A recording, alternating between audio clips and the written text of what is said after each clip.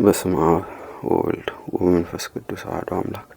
ሐምሌ 29 በዚች ቀን ክብር ይግባውና የመድኃኒታችን ኢየሱስ ክርስቶስ የልደቱ መታሰቢያ ነው። ለእርሱ ክብር ምስጋና ይሁን፣ በእኛ ላይም ይቅርታው ምሕረቱ ይደረግልን ለዘላለሙ አሜን።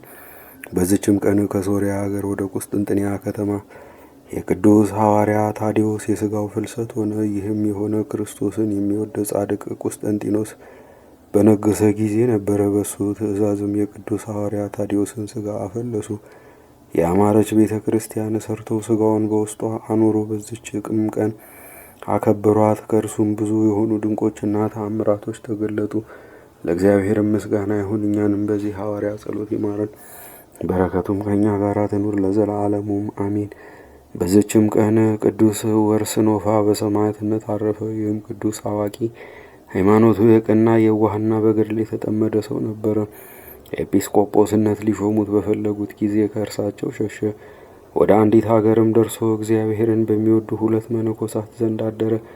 በዚያችም ሌሊት የእግዚአብሔር መልአክ ተገለጠለት። ክብር ይግባውና በጌታችን በኢየሱስ ክርስቶስ ስም እንዲታመን የሰማዕትነትንም አክሊል እንዲቀበል አዘዘው። በነቃም ጊዜ ለሁለቱ ወንድሞች ያየውን ነገራቸው። እነርሱም ከእርሱ ጋር በሰማዕትነት የሞቱ ዘንድ ተስማሙ። ከዚህም በኋላ መኮንኑ ወዳለበት ሄዱ።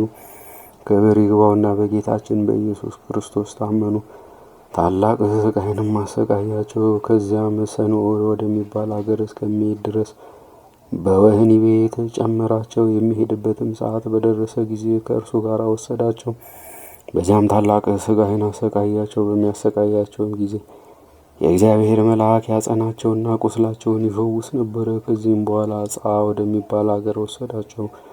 በዚያም ጽኑ ስቃይን አሰቃያቸው። ብዙዎች አማንያንንም ሰብስቦ ስለ አምልኮ ጣዖት የሚያዝዝ የከሃዲውን ንጉሥ ደብዳቤ ያነበበላቸው። ይህም ቅዱስ ወርስኖፋ ተነስቶ ያችን ደብዳቤ ከአንባቢው እጅ ነጥቆ ቀደዳት። መኮንኑም አይቶ እጅግ ተቆጣ።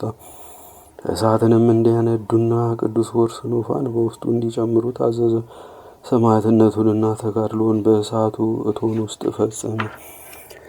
እነዚህንም 2 ወንድሞች ራሶቻቸውን በሰይፍ ይቆርጡ ዘንድ አዞ ቆረጧቸው። የሰማዕትነትንም አክሊል በመንግሥተ ሰማያት ተቀበሉ።